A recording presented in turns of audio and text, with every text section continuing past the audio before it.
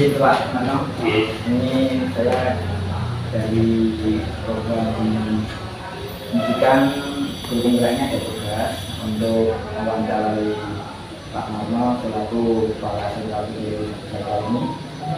Bagaimana Pak Marno itu pengalamannya ini mengambil keputusan Pak sebagai kepala sekolah dalam malah dalam kegiatan bisa kegiatan pembelajaran di SMK, mungkin ada apa itu hal-hal yang yang perlu diambil satu keputusan untuk masalah satu. Jadi nanti kami akan minta izin dari Pak Marno apa itu dari Pak dari wawancara yang akan kami sampaikan. Ada pertanyaan Pak yang akan kami lakukan. Apa itu? Ini Pak Marno sakit sedia Pak. Ya. Ini yang pertama ini bagaimana Pak Marno dapat mengidentifikasi kasus yang merupakan rumah kita. Jadi mungkin ada yang satu kasus yang masuk kategori rumah mau dikasih diskusi kok ya ada benar tapi apa itu berbenturan dengan yang lain. Nah, itu pernah ada itu kayak itu bukan ya ada Pak, kalau dalam institusi semacam itu tetap ada, tapi kita perlu mengarsati suatu masalah, suatu kasus, kemudian setelah kita internalisasi, kemudian kita koordinasikan terhadap wakil kepala sekolah dan staf, kemudian mana yang relevan, kemudian mana yang prioritas, baru kita mengambil langkah untuk mengambil kebijaksanaan yang untuk diutamakan sehingga tidak berbenturan. Artinya yang bisa ditangguhkan ya kita tangguhkan, yang lebih penting yang kita prioritaskan. Terus selama ini bagaimana Pak Marno menjalankan pengambilan keputusan di sekolah, terutama untuk kasus-kasus di mana ada dua kepentingan yang sama-sama benar atau sama-sama mengandung nilai pendidikan. Apalagi itu bisa dianggap guru atau mungkin di siswa sama-sama benar. Ambil dua di antara pilih satu di antara dua dia yang semuanya sebenarnya. Yaitu jadi kalau ada suatu yang sama-sama penting, ini ya kita tinggal menunggu timingnya. Jadi kalau itu juga pada siswa yang perlu utamakan ya siswa, kalau untuk staf pengajar ya untuk staf kan tidak bukan, namun hanya selisih waktu kan. Kalau nanti bersamaan kadang benturan masalah penugasannya, tapi kalau bisa diatur waktunya ya bisa berurutan. Ya. Terus misalnya contohnya bisa memberi contoh Pak? Contohnya misalnya di sisi lain itu akan mengadakan katakanlah kemah bakti sosial dengan Bapak Ibu guru mau melaksanakan peningkatan SDM atau workshop. Ini kan sama-sama penting. Nah untuk itu ya itu tadi timingnya. Jadi sekiranya Bapak Ibu guru ini juga penting untuk kemah bakti sosial yang juga penting, maka waktunya. Jadi kalau untuk yang kemah misalnya diambil hari Sabtu Minggu atau persaminya, kemudian untuk Bapak Ibu guru di selain itu, sehingga kan bisa efektif untuk Bapak Ibu guru bisa meningkatkan SDM-nya, kemudian anak juga bisa terlaksana kegiatannya sehingga sama-sama berjalan dengan baik sesuai dengan tujuannya. Ya. Kemudian mungkin ada hal-hal yang lain Pak yang menjadi tantangan Pak dalam pengambilan keputusan pada kasus yang dilematis itu ada tantangannya Pak. Untuk tantangan pasti ada. Contohnya misalnya kalau terkait dengan anak, kenakalan anak remaja atau kenakalan anak sekolah sekarang, anaknya itu pengennya bebas, katakanlah dalam pembelajaran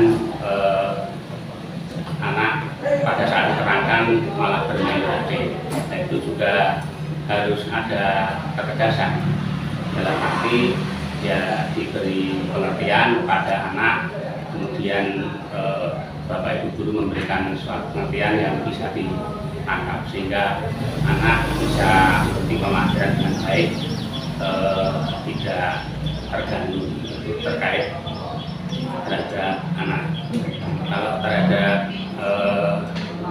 guru, nah kita karena ini sifatnya seperti industri sekolah ini, jadi perlu sebuah pelayanan, sebuah kepuasan bagi masyarakat, yang kita memberikan motivasi terhadap Bapak Ibu guru dalam menyampaikan materi.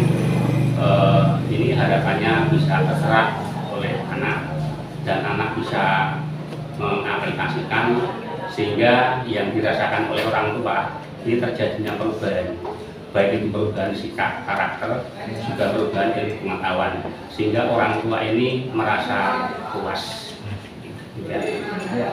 Kemudian apakah Pak Maka memiliki sebuah ini Pak data tertentu dalam sebuah penyelesaian kasus takut dilema, apakah penyelesaiannya secara langsung atau mungkin penyelesaiannya juga satu jadwal atau bentuk prosedur? Nah, ini tergantung dari permasalahannya. Jadi kalau yang menyangkut sesuatu yang segera harus dilaksanakan, harus diputuskan, misalnya terkait dengan kasus adanya kenakalan anak, supaya tidak terlalu berimbas pada yang lain, maka orang tua juga harus segera diberitahu, kemudian dipanggil ke sekolah sehingga permasalahan itu bisa terselesaikan. Tetapi kalau menyangkut yang sekiranya perlu pertimbangan di sifatnya kolektif, misalnya terkait untuk kelancaran dalam sebuah kegiatan oleh Bapak Ibu guru, misalnya akan mengadakan studi banding atau mengadakan kunjungan industri terhadap siswa, maka dalam hal ini dalam mengambil langkah maka perlu koordinasi dengan orang tua, itu baik secara langsung ataupun tidak langsung. Secara langsung misalnya orang tua diajak ke sekolah untuk berbicara, kemudian secara tidak langsung bisa menitipkan semacam kuesioner kepada anak, kemudian sampaikan orang tua untuk memberikan respon dari kuesioner yang diberikan, atau lewat media yang lain seperti WhatsApp atau mungkin melalui Instagram bila mana mau diperlukan. Jadi apa itu dalam mengambil satu keputusan itu ada yang ada faktor-faktor yang selama ini mempermudah ya. Ada seorang atau tim yang membantu dalam mengambil keputusan itu ya. Atau mungkin hanya asal sendiri atau mungkin juga cuma bersama apa membantu yang lain. Jadi ya perlu dikoordinasikan. Jadi kalau ada permasalahan ini yang terkait dengan lini tertentu, oh ini menyangkut masalah kurikulum, kita adakan pendekatan kurikulum bagaimana ini untuk melaksanakan katakanlah tindak lanjut dari IKN tentang respon dari PNM. Nah, kemudian supaya Bapak Ibu semacam merespon, kita koordinasi dulu bagaimana nanti untuk menemukan waktu supaya Bapak Ibu bisa terlibat semuanya. Jadi ya perlu ada semacam sharing dulu kepada kepala sekolah yang sesuai dengan persoalan yang mau diselesaikan. Kemudian dari semua yang lain, dari semua hal yang telah disampaikan tadi, pembelajaran apa yang dapat Bapak petik dari pengalaman Bapak mengambil keputusan yang keputusan pilihan itu? Ya, semua keputusan ini harapannya adalah demi kebaikan dan persoalan-persoalan yang kita hadapi dengan adanya kita sharing, kita adakan dengan musyawarah.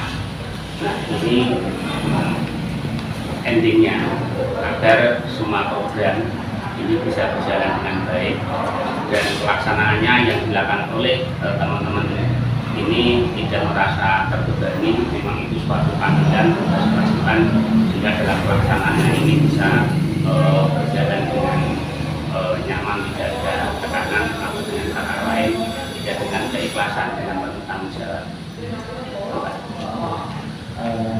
Terima kasih sekali Pak atas apa itu partisipasinya dan juga pembelajaran bagi kami khususnya DPP bagaimana cara pengambilan keputusan yang berbasis nilai dan komunikasi. Dan dari apa yang disampaikan Pak Mono tadi selaku Kepala Tingkat PGRI di Jakarta, saya dapat mengambil manfaatnya sehingga bisa apa itu menggunakan teknik sebagaimana yang dilakukan. Baik coba untuk tujuan kami dan nanti kami bisa mengamalkan dan bermanfaat dan program didik berjalan lancar dan dapat selesai dengan baik tepat pada waktunya.